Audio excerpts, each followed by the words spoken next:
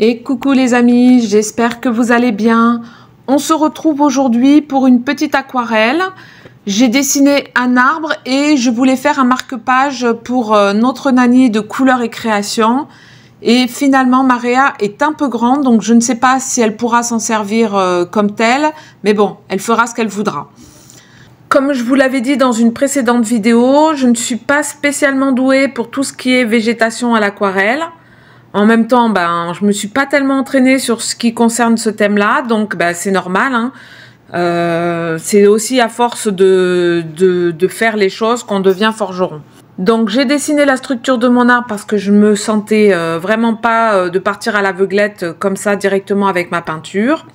Et comme vous le voyez au début, je gomme un peu mes traits avec un petit objet qui s'appelle une gomme mie de pain.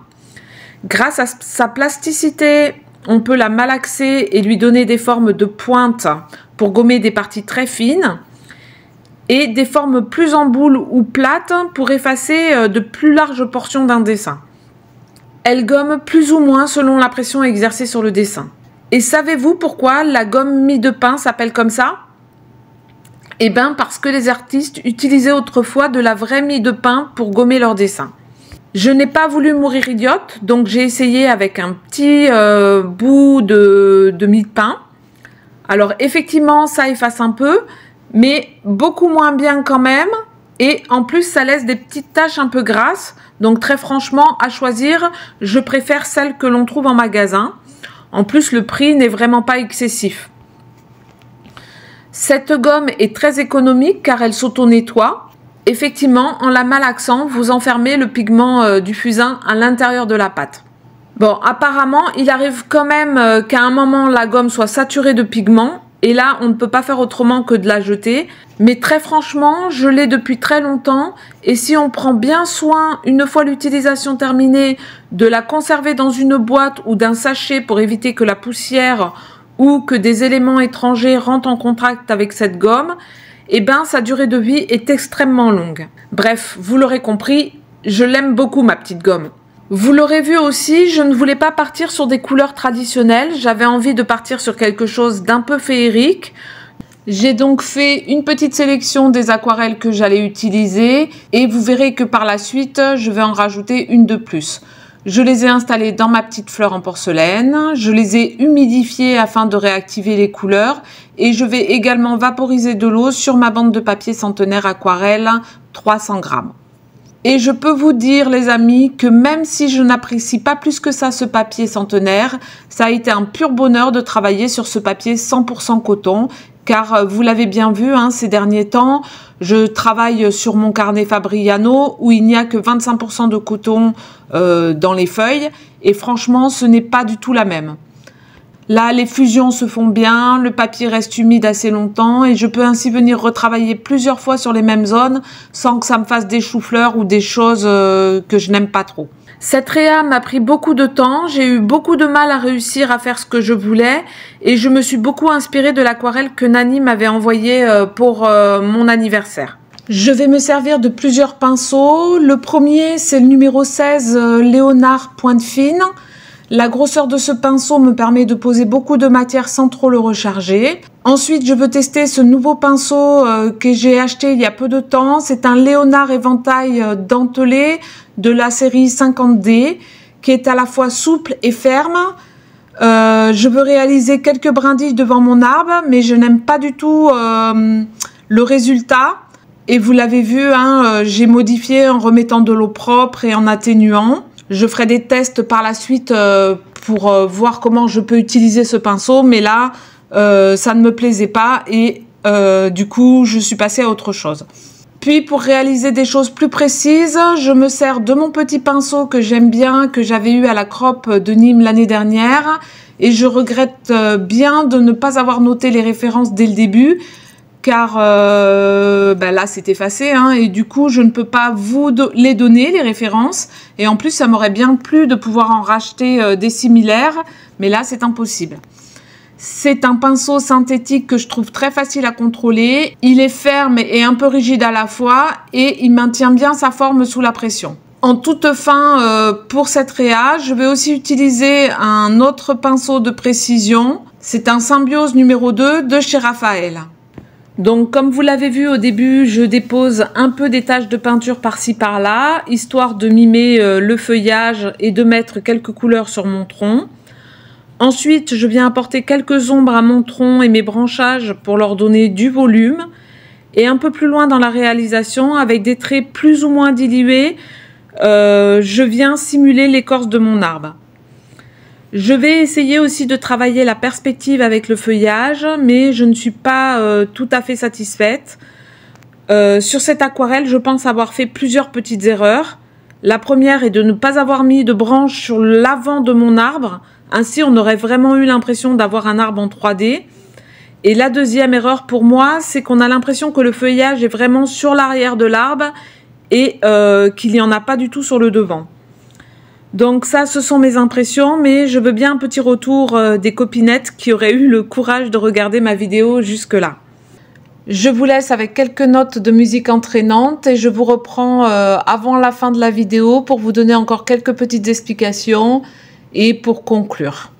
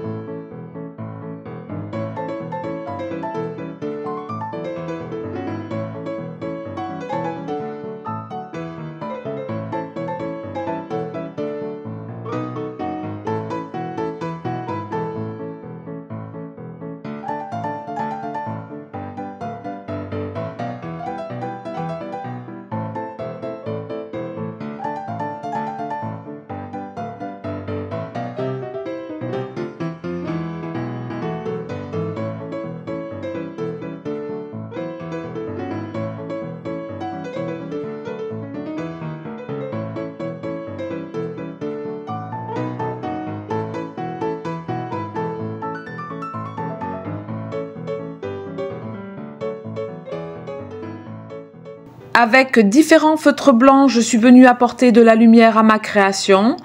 Avec mon Posca blanc, j'ai activé ma mine sur ma plaque de verre et je l'ai violemment tapé avec mon ciseau pour faire des petites tachouilles. Ensuite, avec mon Gelly Roll numéro 8, celui où la bille ne roule pas assez pour donner trop d'encre, j'ai fait des petits traits verticales sur mon tronc pour apporter un peu plus de texture. Et pour finir, avec mon Gelly Roll numéro 10, je suis venue apporter des traits de lumière à l'opposé de mes ombres. Au tout début, je vous ai parlé féerie, donc quoi de plus normal que d'installer des petites fées dans cette réalisation. J'ai choisi 2 tampons de petites fées. Le premier, c'est un de chez Schwanflower, de la collection Rêve Nordique, c'est la planche Murmure des Fées. Et le deuxième, c'est un petit tampon de chez Lavinia, c'est une marque que j'aime également beaucoup. J'avais envie de l'ancrer à la Versafine car vous savez que c'est une encre que l'on utilise pour les techniques à l'eau, mais le problème c'est que je n'ai pas d'encre de couleur bleue. J'ai bien des Distress Oxide mais je ne voulais pas quelque chose de crayeux. Donc du coup je vais me servir de ma peinture aquarelle, j'étale ma couleur bleue sur ma plaque de verre, je viens y imprégner mon tampon et j'appose ce même tampon sur ma feuille aquarelle. Et je suis contente, ça marche plutôt bien. Je vais rester dans les mêmes teintes pour colorier ma petite fée qui se trouve assise par terre près de mon arbre. Je retravaille mon feuillage par-ci par-là et puis je vais finaliser en matant ma création sur un papier bleu. Vous savez, c'est les papiers de plusieurs couleurs du bloc Action. Et puis ben voilà, une petite aquarelle où j'ai passé énormément de temps, un peu comme d'habitude, vous me direz. Elle n'est pas parfaite. Mais même si j'en ai pas peint beaucoup, c'est un des premiers arbres que je réussis, donc eh ben, je suis contente. J'espère, ma petite Nani, que ça te plaira parce que tu m'as mis un peu la barre haute hein, avec tes arbres magnifiques. Et voilà, dites-moi ce que vous en pensez en commentaire. Je trouve toujours très intéressant et constructif les remarques que vous pouvez me laisser. N'hésitez pas à mettre un petit pouce si la vidéo vous a plu. Et sur ce, je vous laisse, je vous fais à tous de gros bisous, prenez bien soin de vous et puis je vous dis à bientôt. Bye bye.